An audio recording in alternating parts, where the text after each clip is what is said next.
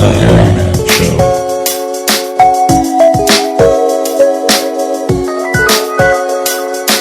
Every school computers now have primary control of critical vehicle functions.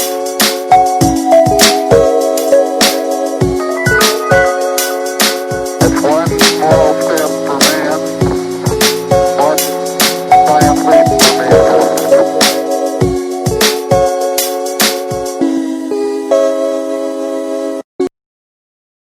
Hey, welcome to the Harry Man Show number 21, where it doesn't get louder than the animal. Today I have a well-known local drummer, and she's really great at what she does. Her name is Barb Thee. How you doing, Barb? Thank you. I'm doing great. How are you? Good. And just to mention, Barb was our first woman guest on the show, so it's a pleasure to have her. And much more to come, But yeah, it's great to have you. How's it going, Barb? It's going good. I've got a lot of stuff that we've been working on while COVID has been going on. Not set to reveal anything just yet, but we actually have been doing quite a bit in the background. So once it comes out, I'm going to be super excited about it. Yeah, this is the time for everyone to kind of gather and sharpen their blades and all that good stuff. So Absolutely. It's a lot of work. Yeah, it's definitely a blessing in disguise, I guess. So yeah, I won't be able to say too much about what's going on because you know how it is. If it doesn't happen, then. But we've been doing a lot of stuff, getting the band ready, and songs and set lists and practice times, and we've got some really cool things coming up in the future this year and possibly next year as well. So Can't wait. We'll get into that a little bit more, but I kind of want to hear how it all started for you.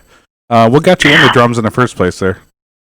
Well, the earliest memory I actually have of sitting at a drum set was in Gilbert, Arizona. My mom took me to a friend of hers way out in the boonies in Gilbert. I probably was about 8 years old, and the little boy had gotten one of those little Sears drum sets or JCPenney drum sets, and just a kid's drum set. And the mom told me, if you can play those drums using each hand and each leg separately, you can be a drummer. And I sat on the drum set. It's a memory I'll never forget. And I could play the right hand opposite the right foot. And I knew I could play the drums at that point. But obviously it took many, many years afterwards for me to actually play the drums. But that was the first drumming memory I had. Probably the same year, I saw Karen Carpenter and the Carpenters on a TV show, and I just was mesmerized by her. I couldn't believe I was watching a female play drums as good as she did, and I really actually knew at that point that I wanted to be a female drummer like Karen Carpenter, and that's what started this whole journey. Oh, nice. Now, what age were you in it? Like, what age did you really start? I know you said it took a while, but what age did you start? My freshman year of high school, I went to Phoenix Christian High, a very small school here in Phoenix, and obviously they had a very small band. In my freshman year, I actually joined the JV band and played a snare drum. That's all they had in the whole musical department was a snare drum for the JV band. Oh, wow. We would practice in the cafeteria. So I'd have a little snare stand. I'd go get out of a room, set it up. There was probably about 4 of us. I was the only drummer in JV band. And we would go over, the whole basic stuff.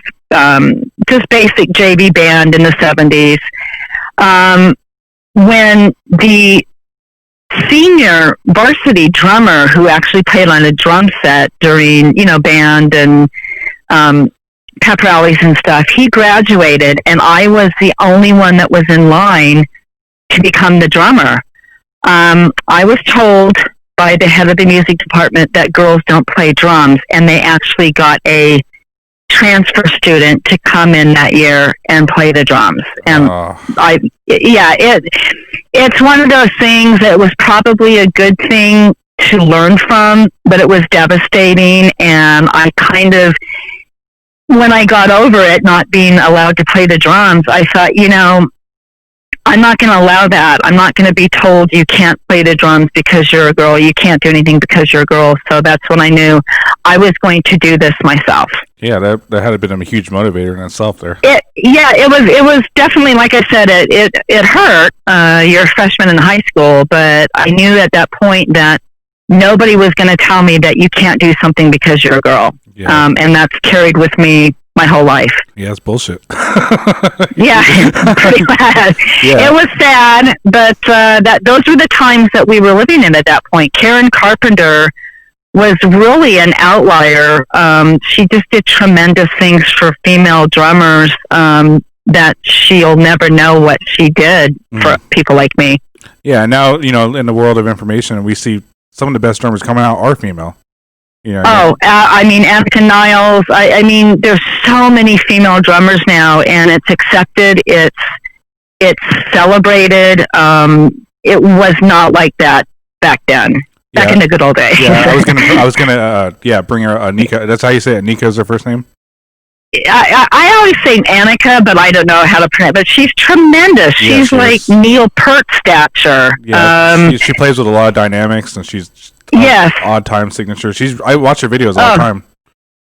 I do too, and she's there's little girls, 6, 7, 8 years old in Japan that are playing Bonham songs. It's amazing how you've seen those videos. It's amazing how someone like Karen Carpenter, and I'll keep going back to her, is the starting point of so much of this. I know there were female drummers in big bands and stuff before Karen Carpenter, but she was the one that it started this whole women can be drummers, they can be great, they can be singers, they can sing and drum, they can do anything.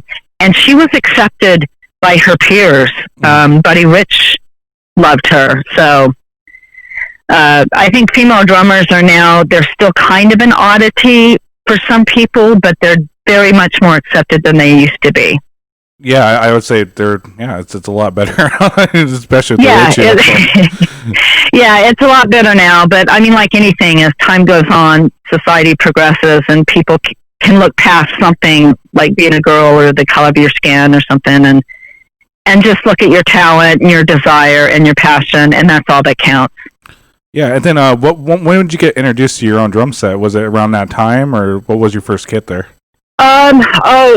No, it wasn't until after I graduated high school. I went off to college for a year in Illinois, and I came back, and I went to a pawn store down in Central Phoenix, and the only drum set they had was a $300 just piece of junk. It was literally like a CB model. Toms falling down, parts breaking. It was one of those, but I put it on layaway, and I put it in my parents' garage, and whenever they left to go to the store or whatever, I would haul it out and set it up and just play. I didn't have anything to play to. There were no iPods or headphones.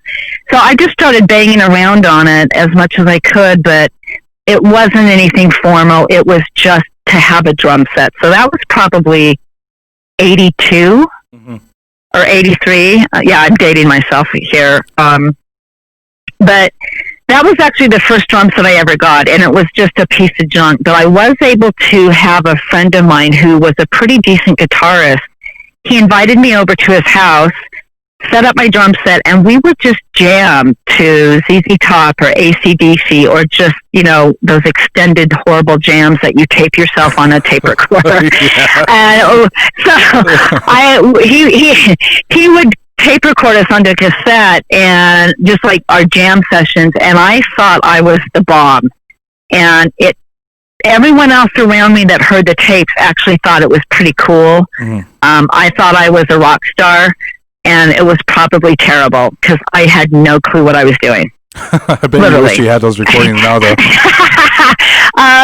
Yeah, they'd probably end up on like TikTok or something. But, when you first hear yourself actually making music, it's pretty exciting. And I honestly thought I was the coolest thing walking. I'm sure I wasn't. I have friends that send me all recordings, and I get that, and I'm like, whoa. I mean, what was I thinking? You know? Right. You think you're so cool, and then you just know that you're not, but you're not going to tell anybody that you're not. Yeah. So a little. When was your introduction to your first rock band? Was it around that time, or a little bit farther down the road? You mean as far as playing in an actual band? Yeah. There was a couple of steps before I actually did. There was a little bar around the corner from where I lived in Central Phoenix, and they would host jam nights where you could come and just throw something up on the stage and play to a song that their DJ was doing. And I would go set up my drum set, and I would drum to The Pretenders, I think, one of the Pretender songs. And everyone really just was shocked that I was a girl playing the drums. They would just be shocked when they saw a girl setting up drums on stage. But again, it wasn't anything structured. It was just, I had no formal lessons. I had no training whatsoever. I didn't know what a paradiddle was. Probably still don't. But I actually just would play the music and practice the songs as much as I could. That was probably the closest I ever got to being in a band before I joined a female band back in Boston. And I'm going to say it was 1988. So there was, I have this huge gap between, most drummers start out, they're young. They get their first kit at Christmas. They get lessons. They learn all that stuff, and I never did. It's something I really regret, but I was never had any education at all, and I actually didn't even start playing until I was in my 20s. Oh, wow. Yeah, huge gap. But it was just how the times were. My parents weren't going to give me drum lessons. And I didn't know any drum teachers, and so it was just life goes on, and it wasn't until I was in my 20s that I actually decided I was going to play the drums in a band. Mm-hmm. So I know, it's something I regret, but no, I don't look back. So yeah, you're great now, so that's all that matters. And still learning, and that's the whole thing. I'm in my 50s now, and I never stopped getting drum tab books. I just got a book from Carmen Apiece about just classic rock. I did learn how to read music many years ago. Brett Fredrickson, the late great Brett Fredrickson here, taught me how to read sheet music, so I could learn Tommy Lee and Motley Crue and all that other stuff. But yeah, it's something that bothers me, but I just make the most of what I do know and go from there. Yeah. And then was Whiskey Blu your first band you were in, or was it? Whiskey Blu started out, Wendy and I had actually joined this all-female band through an ad in a kind of a American-based, back then, you read ads, one ads. And they were looking for this manager back in Boston was putting together an all-female band. And so I quit my job. I loaded up the drums in my truck and drove in the middle of winter to Boston, which was a really bad idea. Yeah.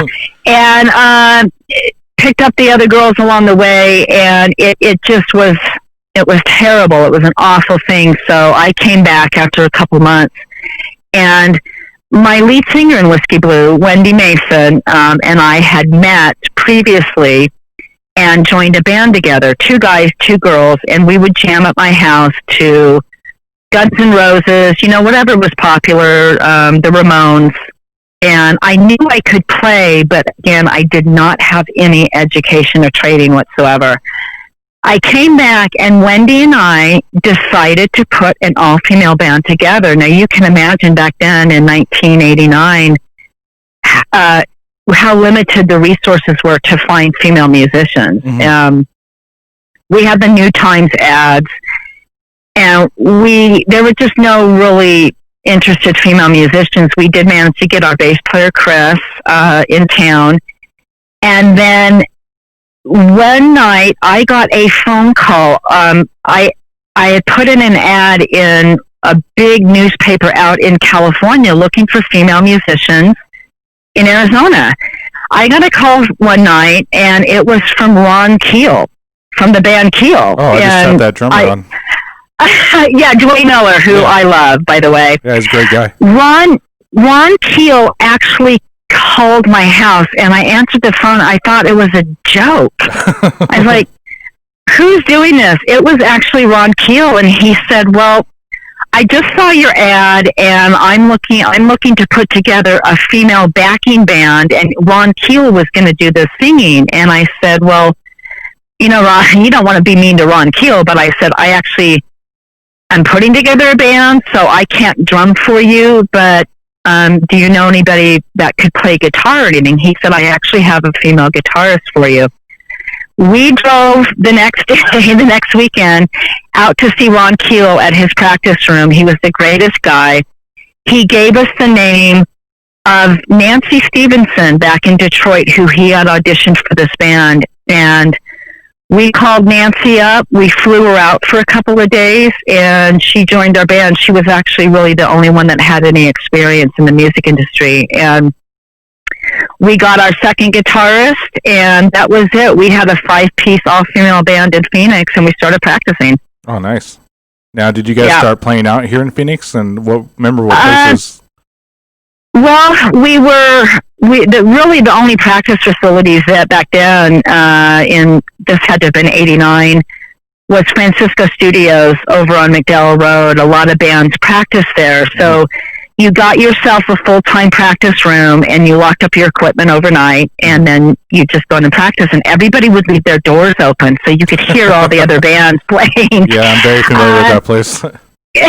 You know Francisco Studios. And we started practicing, and shortly after practicing, we knew we were going to be good almost immediately. It was one of those type of things where it fell into place fairly quickly.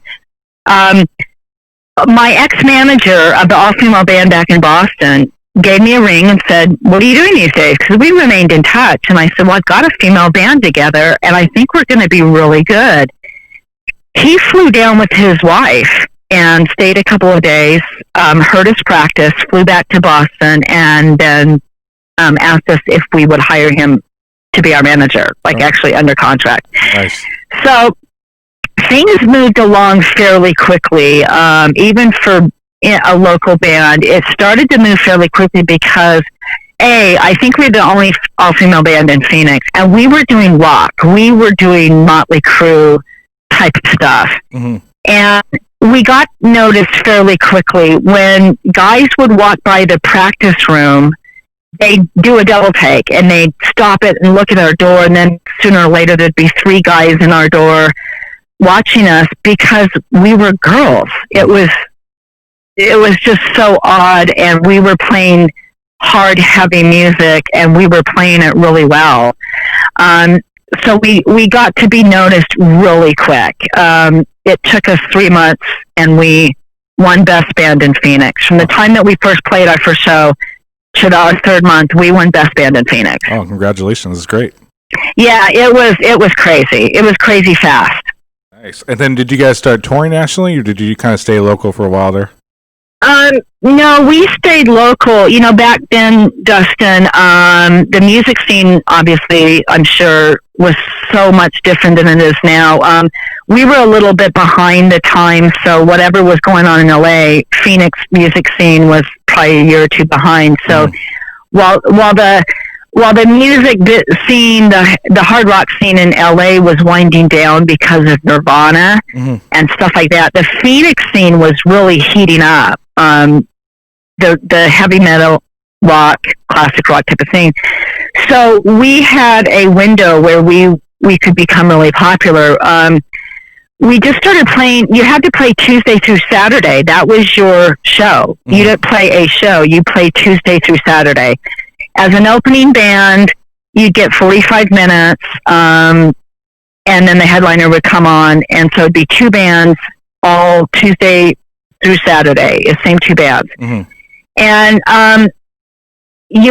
that's just what you did. You had to do your put your flyers on windshields. You had to advertise in the news. I sense that you recognize where I'm going with it. Yeah, I mean, I did it when I was younger, so I'm very familiar with that. So it was fun, but a lot of work. It was a lot of work. Luckily, we did have a manager who had been managing bands for quite a while back on the East Coast. So he actually had a computer, and nobody had a computer back then. So he was, he had one of those big, giant, 50-pound monitor computers, but it got us into a lot of different ways to advertise that maybe some other bands weren't. But the fact that we were girls playing rock, was a two-way, it was a double-edged sword. I mean to say, it was really good. It got us a lot of attention, but it really irritated and angered a certain sector of the music scene as well. So we got a lot of crap for it. I can see that, yeah. Oh, all the time. But you guys prevailed. You guys did really good. And what venues were you guys playing in the Phoenix scene at that time? Back then, our bass club, the first show that we ever played, we were asked to open for a band called Mad Hatter. They were a great rock band. They knew us from the practice rooms and asked us to open up for them. So this was probably early winter in 1991. And we did a Tuesday through Saturday show. Tuesdays were fairly slow, but the word got out pretty quickly that there was an all-female heavy metal band playing. That was at Boston's, which then went on to become Zeros, and that was kind of our home show, our home crowd. We also played the Rare Hair, which was no longer there, but that was a fun club. The Library Cafe, the library. Yeah. Oh yeah. Obviously, everyone knows the Mason Jar. We played there quite a bit. There was Hammerheads, which was a fabulous rock club. There was Desperados we played. All the big rock clubs back then were kind of in the Chandler, Tempe, Central Phoenix area. There wasn't a lot of stuff way out northwest and stuff. But mainly the Mason Jar, Boston's, Rare Hair, that type of place. Desperados was fun. And it was just crazy because the scene was so big and still getting bigger, and yet the LA scene was falling off. Yeah. And it's crazy to think that there was actually a music scene Tuesday through Saturday. Now, when things are normal, it's usually just a Friday and a Saturday night now at most, Right. Well, I think people, nobody had computers. Nobody had cell phones. People's enjoyment for music, and I'm sure you know how the scene has changed, was going out and seeing live bands, and you wanted to support your local bands. And there was a lot of huge rock bands here in Phoenix, local bands that were doing bigger things outside of Phoenix that they liked us. They helped us a lot. They kind of took us under their wing. Bands like Kaiser, Brett Kaiser, they were rock stars in Phoenix, and yet they took this little all-female girl band and took us under their wing, had us open for their shows. Their crowd started to accept us. Frankly, Scarlet, Rip and Tear, all those. Shy Boy was another one. They could see the potential in us as musicians in a band, so they wanted us to open up. They could also see that we brought in a crowd that maybe they couldn't bring in sometimes because we were girls. And so it was kind of a win-win with some of the bands in Phoenix. They would not like an all-female band to open up for them because we would do well with the crowds. We would sway people to come to our shows and ask us for autographs or whatever, and they didn't like that. It was very threatening to some of the all-male bands, so they would not allow us to play their shows. It was so stupid. It's a very negative outlook. Well, but again, that was just something that we were prepared mentally and physically to fight through.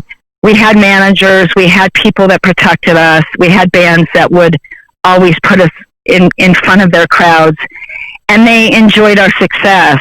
Again, Kaiser, all the guys from Kaiser, who still remain really good friends of mine, all those great local bands promoted us and helped us move out, and they were happy for our success. And I think that was a big thing. back in the rock scene back then was there was some jealousy, but there was also some, hey, these girls are really good. Mm-hmm. Let's do some stuff with them. And that's what we did. We just played with the biggest bands in Phoenix, and then we got noticed and finally started to get to where we were the headlining band at that point. Yeah, another topic I was going to bring up, I think that it kind of slowed down when everyone kind of got in the fear of getting a DUI going out every night. You know what I mean? Especially, especially here in Arizona, the no tolerance and all that. Yep. So I could see that being a big contender of the entertainment every night. I hadn't even thought of that, Dustin, because it was, there was just no other forms of entertainment really like you have now. You have all sorts of things that, hold 10 seconds of your time. Mm-hmm. Back then it was like, where are you going to go Friday night? Where are you going to go Saturday night? And people actually came to the bars and listened to live bands on a Tuesday night, and they would stay until 1 o'clock in the morning. That's mind-boggling. It is. For all you youngsters out there, it's actually how it was. And you had to, we all had jobs. So we would go to our jobs 9 to 5.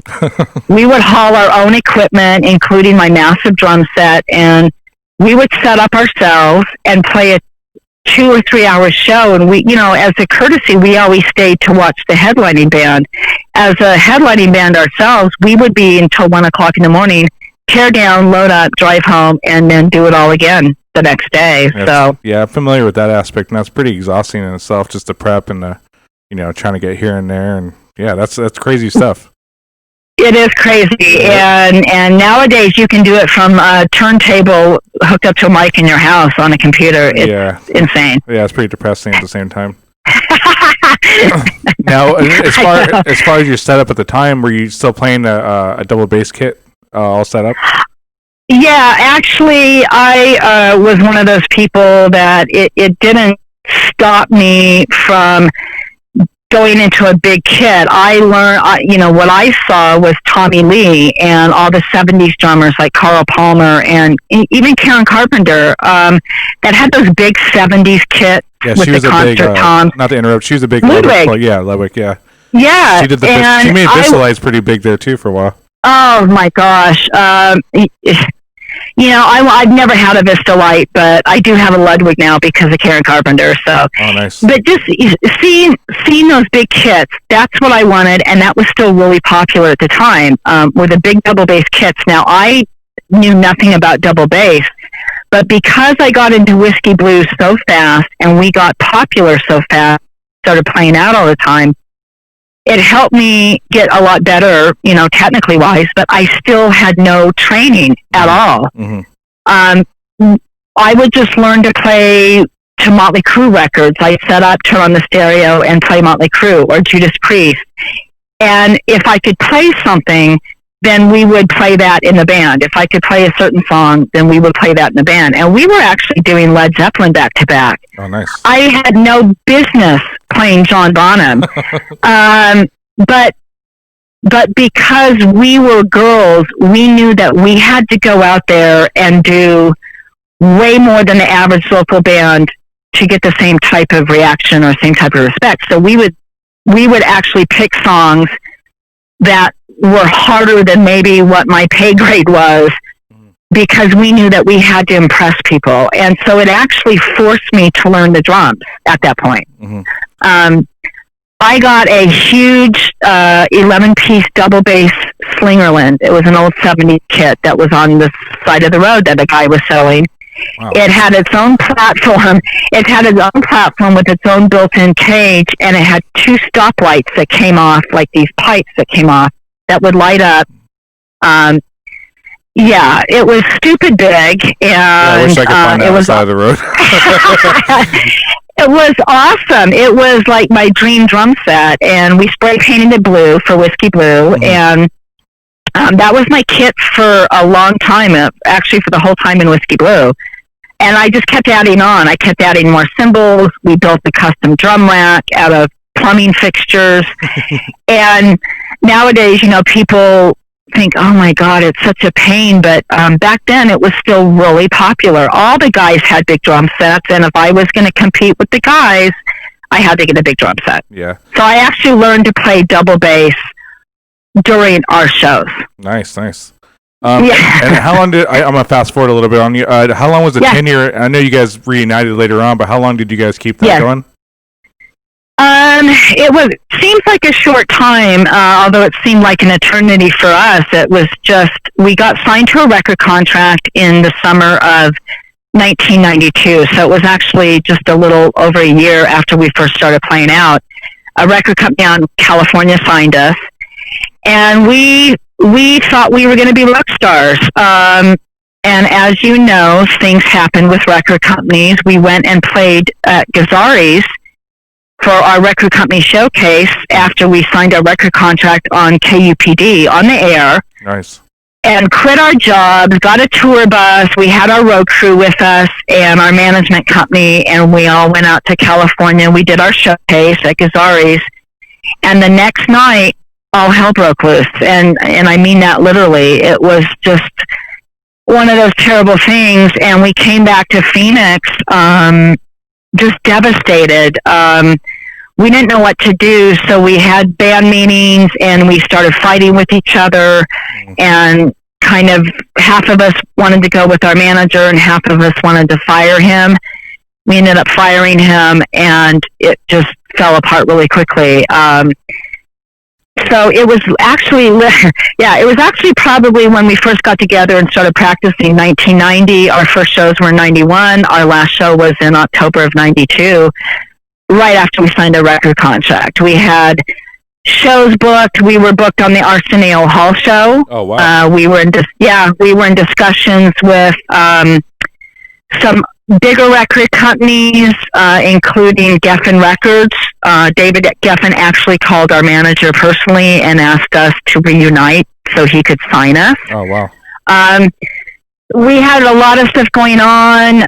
We were set to start recording our first album out in California. We had a month booked at one of the big studios, and it came to a crashing halt. And then I sold my drum set after that. I quit. Bummer.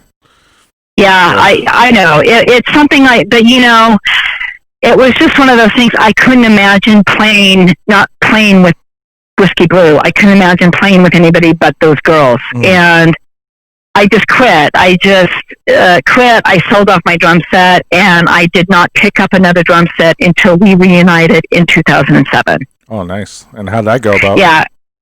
The reunion, it was, we were asked to reunite, as well as some of the other big local bands like Kaiser was asked to reunite their original lineup.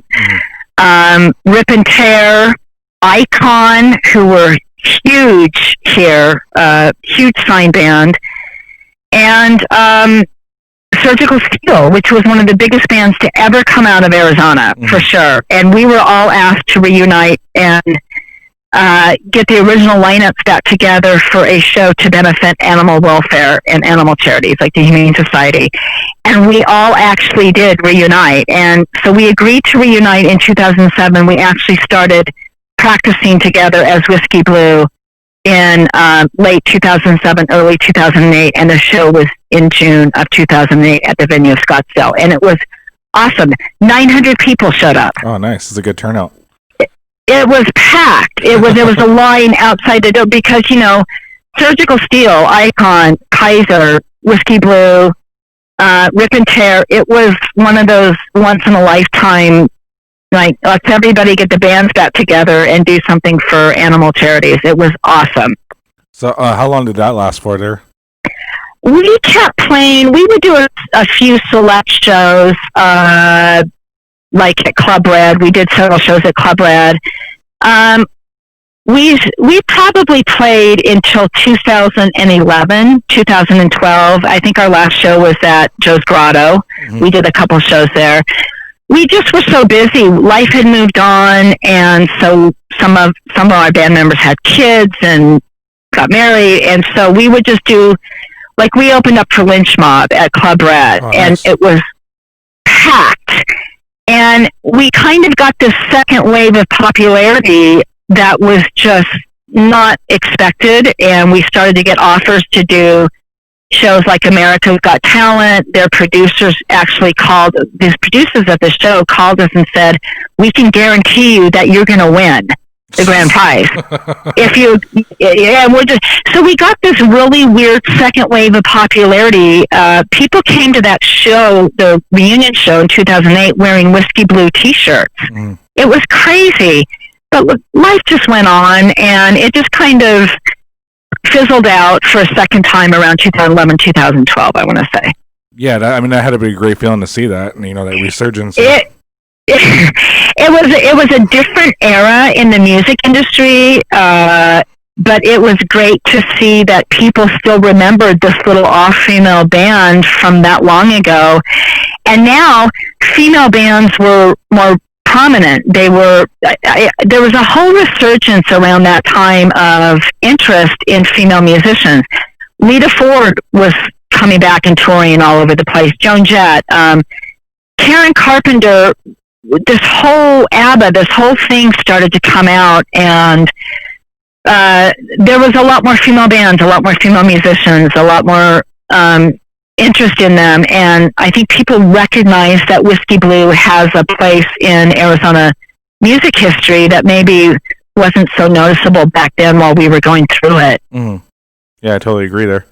So I know you mentioned earlier you can't say too much about it, but what are you currently doing right now? Well, not to give away too much, but after COVID hit, I actually, about 2 years ago, wanted to try and put together another all-female band, not to duplicate Whiskey Blu, but just do something different. Mm-hmm. And I got the name Wicked Kiss, and we couldn't find enough female musicians in town that could do this, so I got some male musician friends of mine, and we started practicing at Band Oasis. We just could not find a singer. It just didn't work out. So some time went by, and I thought I would try it again. And this time, maybe not focus on getting females only, but just musicians that kind of had the same vision I had for it, which was to do a cover band, but do songs that nobody else maybe was doing. Maybe one or two big songs that every band did, but maybe some deeper cuts, so not just the same Journey song, not just the same Motley Crue song. Something a little bit different that people would still know and love, but maybe you haven't seen a girl drummer doing it or a female singer. And I actually recruited my sister Cathy. Oh, nice. To be Cathy Rankin. She is awesome. She started singing like me. She started late in life, and she's in two really popular local bands doing the big casino gigs and stuff, Superhero and Daisy Train. And we wanted to work together for a long time, so she agreed to do this because she wanted to do a little bit of rock and roll, and that's what we're doing, is rock and roll, a little bit of pop, a little bit of heavy metal, and I actually have a male singer, so we've got a female singer who's my sister, mm-hmm. female drummer, and then some male musicians that I've known for years around town from other bands, and they're all just top-notch musicians, just awesome people. We have a really good chemistry. There's no politics. There's no religion. It's just people getting together and let's do this song. I don't like this song. I can't do this song very well. So there's no fighting about songs. It's whatever everybody agrees to. It's really democratic and really cool. We're actually going to be doing a Whiskey Blu song. Oh, nice. Yeah. So I can't. I don't want to give away too much, but there will be a recording. Yeah, I'm pretty excited to hear it by myself from what you told me so far. So. Yeah, it's going to be really fun. But, Dustin, there's a big resurgence right now of the love of Karen Carpenter, and I think I'm coming in now at a time where she is now so highly regarded as a musician, as a drummer, and people like Annika and all these drummers, these female drummers that have kind of paved the way for me. Denise Dufort from Girls School is one of my biggest influences, and she's still touring 40 plus years. People are now recognizing that it's cool to like this type of stuff, and so I wanted to do I can still play on the fact that I'm a female drummer, but now it's not having to sex it up. You know what I mean? Like you have to be a sexy female musician. You can sweat and you can throw drumsticks and you can play big drums and you can play loud, and people really respect it. And that's what I want to kind of, now that COVID's kind of here and the music industry's come to screeching halt, well, what can we do underneath the scenes where we can't be seen just yet, but I'm going to put everything in play now with the help of social media. Nice. Yeah, it's definitely helping everybody. Another topic I wanted to bring up, though, you're heavily endorsed. Yeah. What brands are you using right now, and give a shout out to those guys? Absolutely. I always give a shout out to my sponsors. My first actually endorsement came out of the blue, and it was Sky Gel damper pads, and my guy is CB Siebert. They're based in Germany, but they actually have reps now here in Phoenix area. And they're really cool. They're almost like moon gels, and where you kind of stick them on a lug and it gets rid of overtones, and it's just like a damper pad, except you don't have to cut out a ring and put it on your snare drum. Oh, you're talking about Steve Morrison there, right?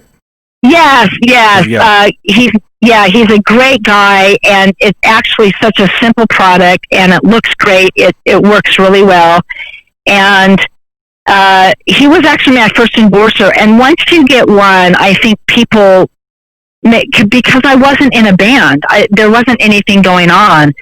Certainly there are so many other drummers in town that are playing and gigging, and I was kind of just doing stuff behind the scenes. He gave me a shot, and then I actually got contacted by Joseph Feinstein from Trinity Cymbals. It's a small cymbal company. I was a Zildjian fanatic for decades.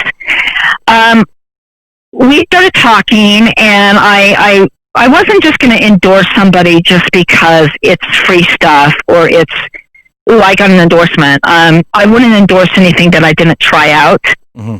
So I wasn't the happiest camper with my Zildjians. I started listening and getting one or two Trinity cymbals, and they're fabulous. I love the sound of them. I love the looks of them. I outfitted my entire kit with Trinity cymbals. Brian Four at B&D Percussion, who is a longtime friend, he made me my custom Gibraltar drum rack, and it is custom. Nice. I like to have drum racks. It's kind of my thing. I don't like legs on near my feet. It's just a quirk of mine. I rack everything, and that way I can customize it because I have T-Rex arms. They're really short. Everything has to be brought in and angled. So he made me a custom double drum rack that is just one of a kind. And also Bill McFadden at No Nuts Cymbal Sleeves, which is a fabulous product. I'm so glad somebody finally came up with this. Because during shows, my cymbals hang upside down, and even with cymbal locks, a lot of times they'll fall off. Yeah. Or fly off, in my case. Simple it's just he's all my sponsors are such great people. We've become friends. I shout them out whenever I can, just because I have a fairly big audience. Angela Gambino and Craig Cedarholm from Pro Player Art do all my custom drum heads for my bass drum. Fabulous. I want everything to be eye-catching. I think it's part of the show. That's just me. A lot of drummers, have different opinions about that, but I like my drum set to look nice. And so Angela Gambino she works with me personally and getting all my bass drum heads with band logos and all sorts of stuff. And I love them to death as people, too. I love them. Nice. I'd be happy to share those links for those companies, too, to kind of give them a bigger shout out here on the show. Yep. Absolutely. I'd love it. They all work with me personally. We get to become friends, and they know what my style is. And I just think they're really fabulous people. All right. Well, not to take up too much of your time, but I'm going to wrap it up. What's the best place to find you on social media, and look forward to what you're going to release here? I actually, right now, it's just my personal. We're waiting for the band stuff. We're working on that right now, Dustin. So we will have a Wicked Kiss actual band site on social media. But for right now, it's just my personal page, which is under Barb Walkins on Facebook and at Barb the Animal. Okay. 2 E's on D. At Barb the Animal on Instagram. But we're working to get links and band pages and stuff as soon as we can. Nice. Like I said, it's the honor to have you as the first woman guest on the show. It's so fun. Yeah, we're just getting started here, and good things are coming. So, yeah. Absolutely. I think you're doing a great job. I've listened to all your shows. Dwayne Miller. I mean, it's funny because so many of the guys that you've had on there are friends of mine. And you mentioned April Samuels. She's fabulous. We've got to know each other on social media.